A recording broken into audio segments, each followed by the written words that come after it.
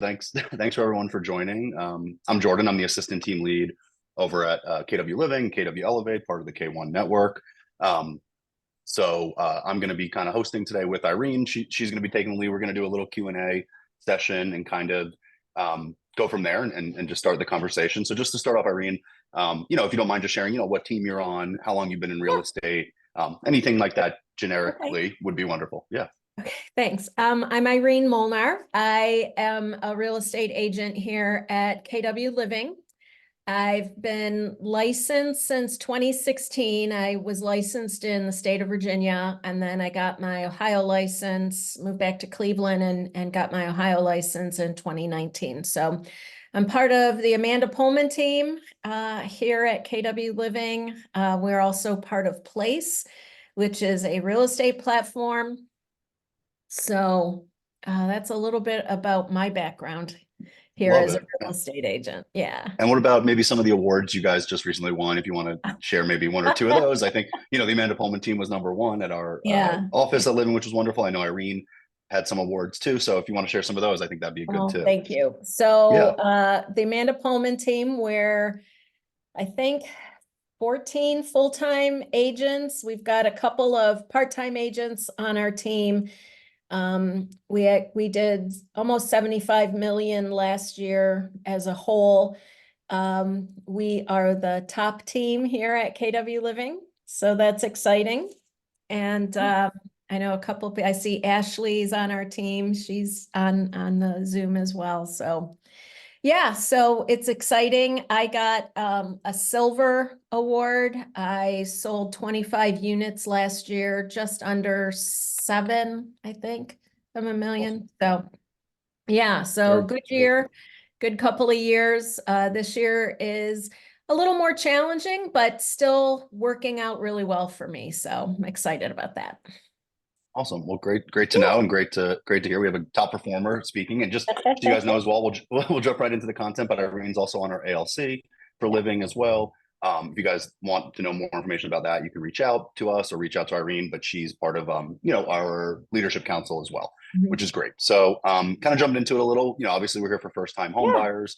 I have a couple questions just to start and get you guys going. If there's any questions anyone has, feel free to raise your digital hand or real hand. We can answer that. I'll kind of be in the chat, and we'll go from there. But I guess kind of to start, if you don't mind kind of telling us, Irene, about a buyer's consultation, kind of how you operate those. How important is it to have one of these?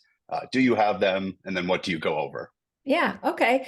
So, talking about first-time home buyers, it is a little more challenging in a lot of ways. You're talking to someone who's never bought a home before. They have no idea sometimes where to start or what they're looking for. I think sometimes they have expectations that are higher than they can afford. So having a buyer's consultation first is really important with them. Going over if they're pre-approved or not and talking through what that process means. Giving them at least three recommendations of lenders that they can talk to and feel comfortable with. Irene, are you making sure, sorry, are you making sure that they're pre-approved prior to even showing that first home? Is there any instance where maybe you would show a home and then kind of speak to them about it? I'm kind of curious of that process. I'm not going to say I've never shown them a home without being pre-approved. I don't show a lot. If there's one, they're like, oh, I think I like this in this neighborhood, I'll go show them. And then, really dig deep into the buyer's consultation.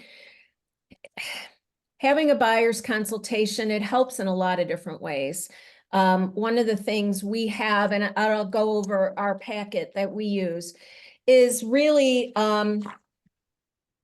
it's really, we've got several pages of a buyer consult, and it really goes over, what are you looking for? What are your must-haves? What does what do you need? Do you have children? Do you need 3 bedrooms? Is 4 bedrooms better?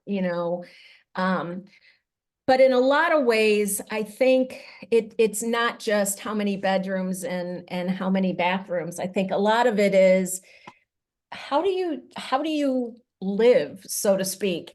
You know, are you a homebody? Do you want a little study area that, you know, you can set up a library and sit and read? Or do you like to entertain? Do you need an open floor plan? I think some of those questions, first-time buyers don't really realize, like, I think you really need to present it, because it's not really, let's just buy a house. It's what are you going to use it for?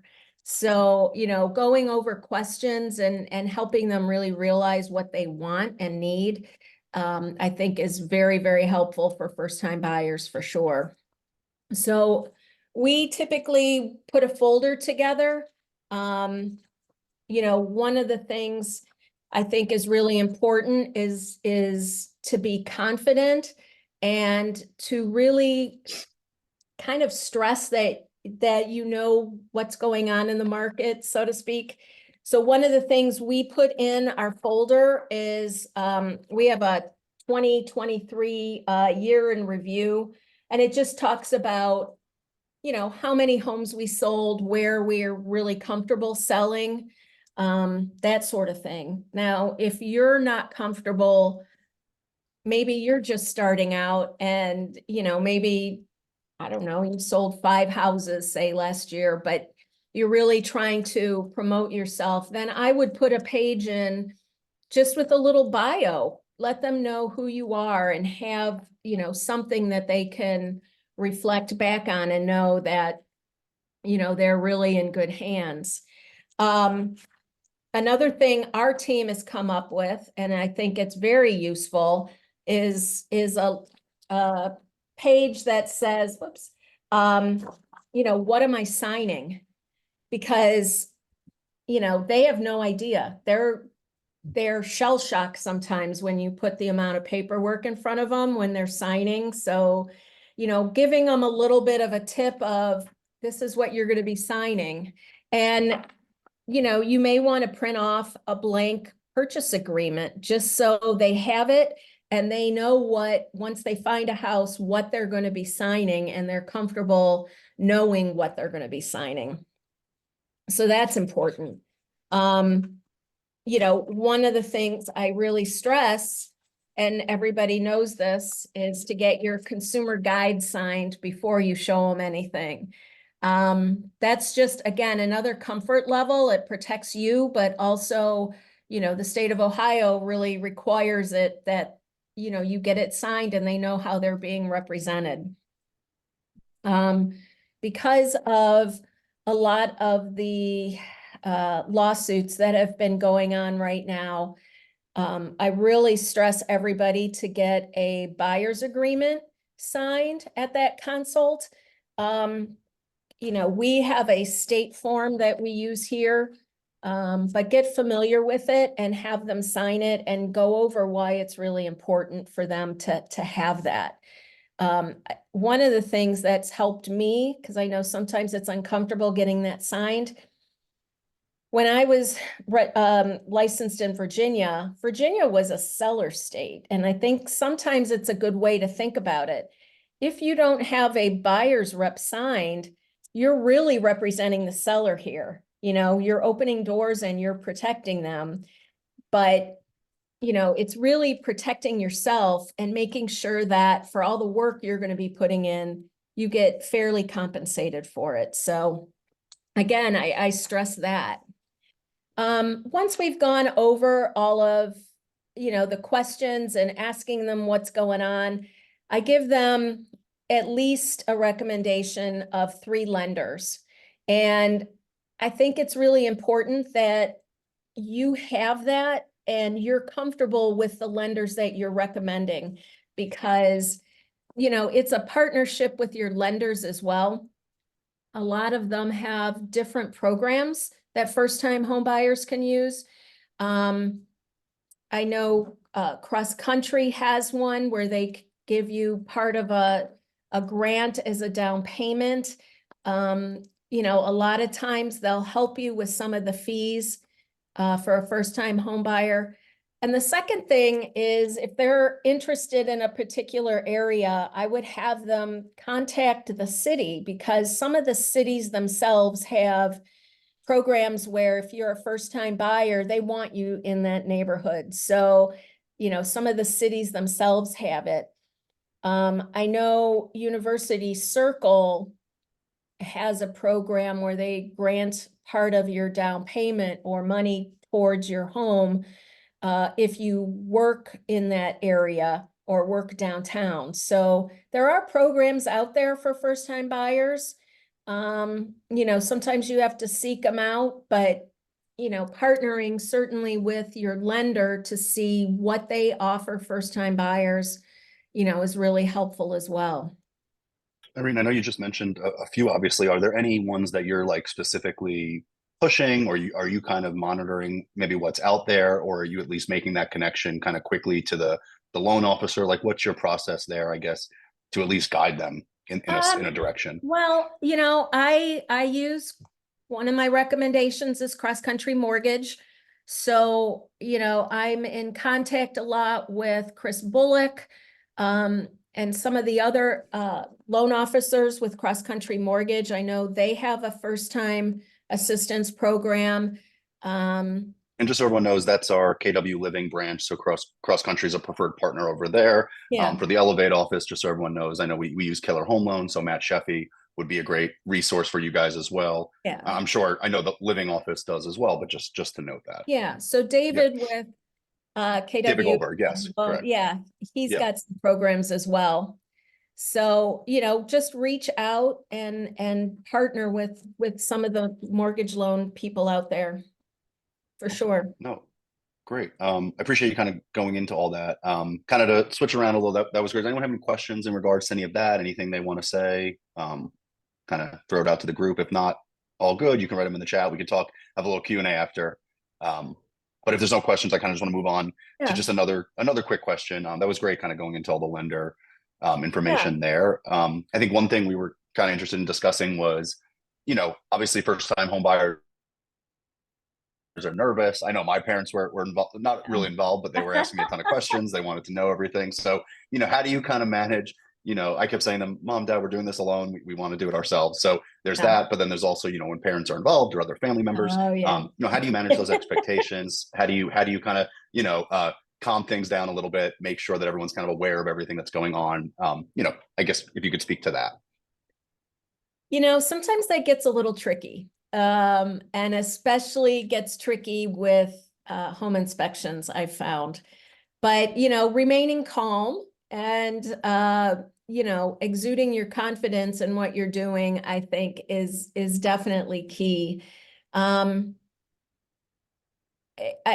had it, like I said before, where it kind of blows up sometimes in home inspections. And, there's things certainly in home inspections that can be fixed or asked to be fixed. Sometimes you get parents who bought a house, but 30 years ago, and it's so different now than it was back then. So again, it's just, to me, remaining calm and know your stuff so you can kind of diffuse any drama that may arise. No, I that's would wonderful. say. Wonderful Yeah. to put it that way. And I think also just from experience, like realizing everything can be negotiated, or at least at a certain point, right? There's negotiating power, reminding them of that. I think, but also reminding them as why you like the house in the first place, why we're here, reminding them of the things that are reasons why you're even at that inspection point. Right. I think that's just something from experience, I'd say. And, I think you've also got to realize the parents are looking out for their kids, and, everybody's got the buyer's best interest in mind. And if you can just work through that, then, you're good. Some things can be worked through, and, some things may be a little bit more challenging, but, again, just remain calm, show your professionalism, and work through what you can. Love it. No, great advice. And I think to that, we have a couple more questions to go through, but something I was kind of just thinking as well would be, is there any kind of guidance you're giving from a, financial perspective in terms of, don't go buy a car now, don't go, do this, I think from a first-time owner's perspective, you don't realize also, how in depth they're going to check your finances, they're going to go through everything from your checking, your savings account. So is there anything I know I'm kind of throwing it out there, but anything you can speak to there about how to kind of help people monitor and navigate that process? Well, I think sometimes buyers get really excited. Oh, I'm buying a house. Now I gotta furnish it. And I kind of just tell them, hold back until you get that mortgage. I know a lot of the mortgage loan officers do that as well, because it's really imperative, because you could really throw yourself off, you know. Yeah. And it's interesting because sometimes I think the wants of a first-time home buyer are sometimes bigger than what they truly can afford. So,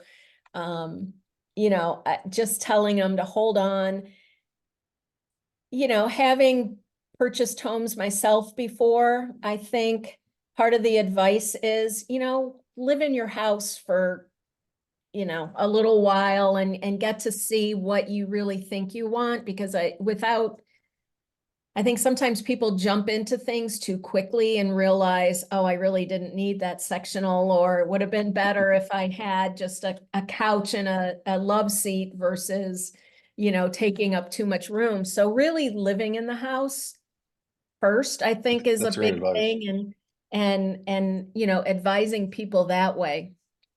Yeah, I And think I that's great know, advice. Kind of, well, go ahead. yeah, I know a lot of loan officers, talk about too, once the loan process gets started, they really emphasize that as well. Yeah, no, I know, and So, it's good to hear your perspective on that. I think that's super helpful. We have a quick question in the chat, so I'll throw it out there too.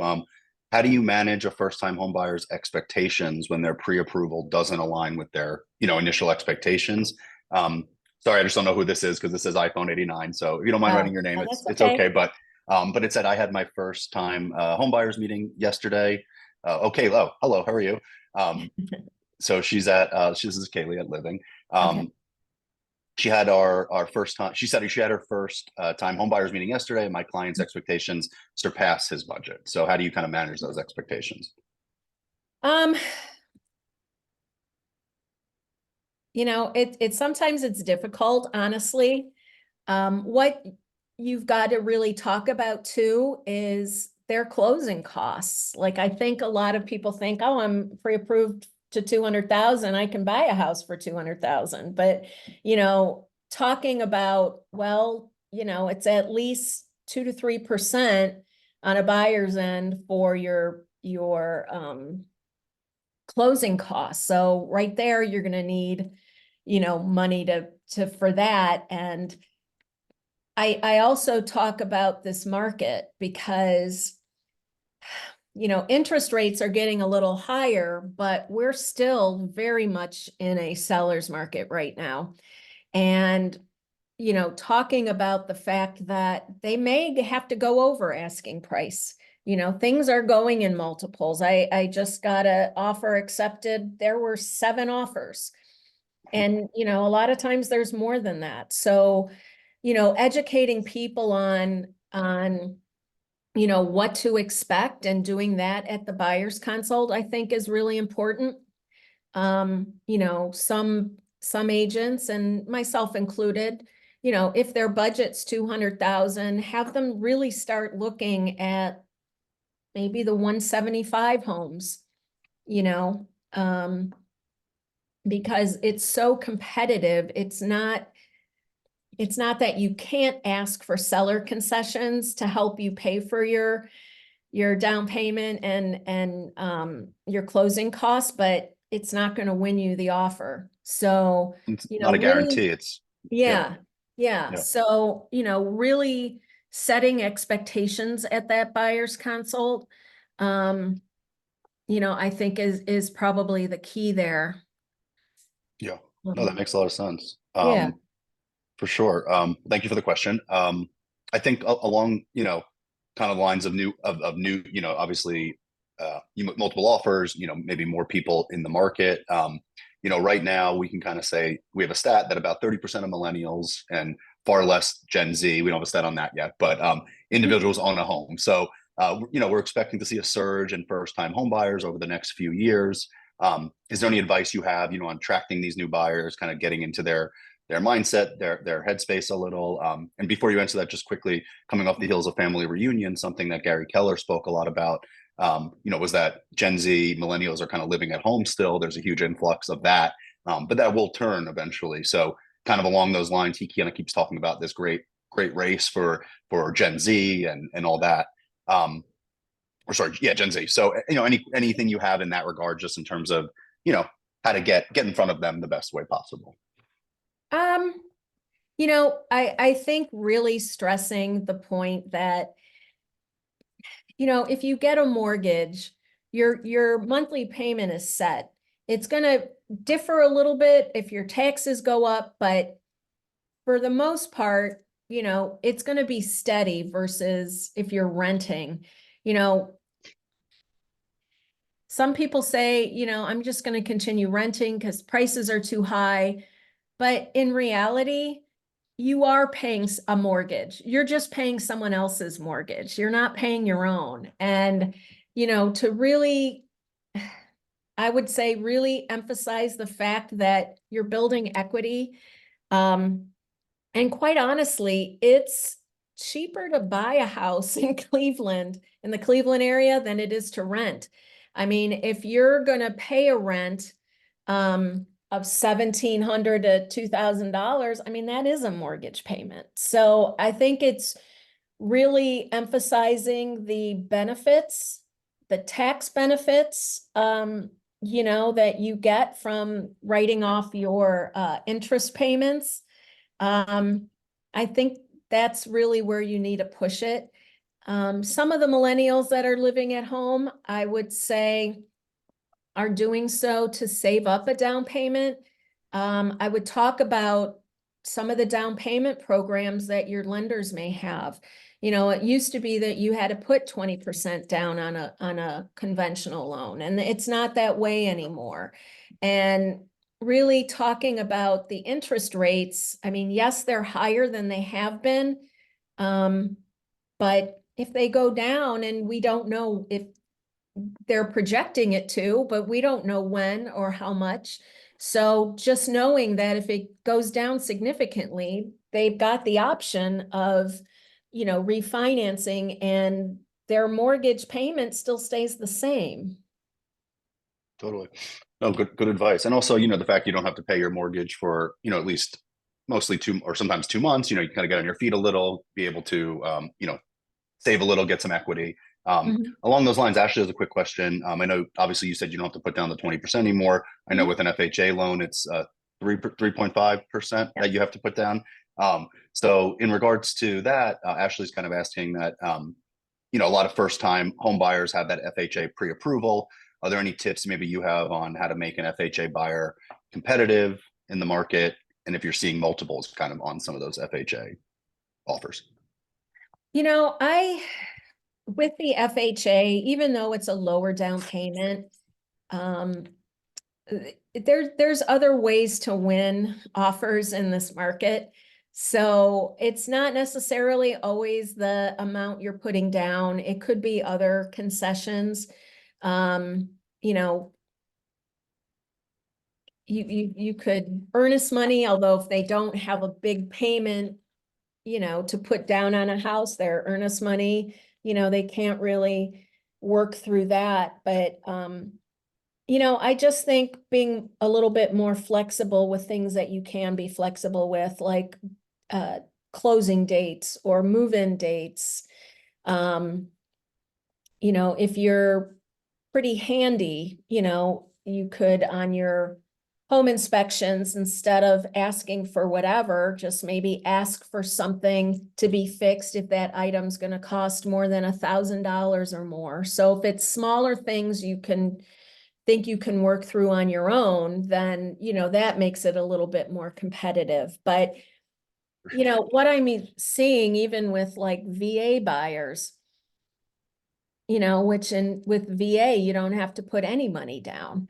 So, you know, I think it a lot of times depends on the house you're buying and the sellers that themselves looking at it, because I just had a VA win because the seller was a veteran himself and thought, I want this for a veteran. So, you know, yes, and conventional, you've got a little bit more skin in the game, but you know, there's things you can still work through for FHA and VA buyers, I think. Yeah, for sure. I guess like shoot your shot, right? I think, and I guess Mhm. obviously your advice, you know, you would be able to give the right advice, but I think at a certain point it's a case by case basis and you never know. Mhm. Um, you know, so it is, to your point, it is worth it to kind of shoot your shot in that regard and see what happens. Um, Mhm. I don't have any more questions. I know we're about 4 minutes away, so I just wanted to. This was great, Irene. Thank you so much. Oh, Really went into absolutely. everything. Was there anything that you wanted to cover that we didn't get to speak to yet, or go through in any sense? I put your information in the chat if you don't mind. You know, I just put your No, I email and don't your mind at phone. all. Anybody's Yeah, so welcome to reach out. love it, and I know you have kind of the buyer's packet. I don't know if that's something that maybe you can just share in a meeting with someone or let someone see. I know you kind of use probably your own proprietary information, but if there's anything that you Yeah, can share, I'm sure let someone will reach out. Maybe we can, you can kind of go through some of that if they don't have it on their own. Maybe something yeah. like that at least. So just to share that. And does anyone have, I want to leave the floor open for a little bit. Thank you for everyone for joining. Great that you just listened in and were able to kind of take some knowledge and get some soak up some information. But is there any questions that anyone has before we kind of end the power up?